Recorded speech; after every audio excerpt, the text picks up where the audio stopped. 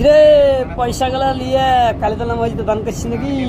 হ্যাঁ, পয়সা গুলা একবার ঝুঁকটি খোলা, ওই 3 টাকা করে কাজ দিবি, আর ওই মিছা কথা কই হবি, আর রোজা থাকবি, ওই কবুল হবে।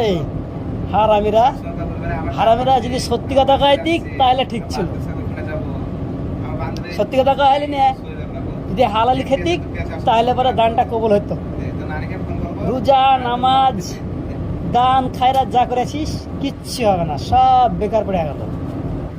পয়সা দান করিস না, যেদিনে খাঁটি হালাল ইনকাম করতে পারবি সেদিন করিস দান।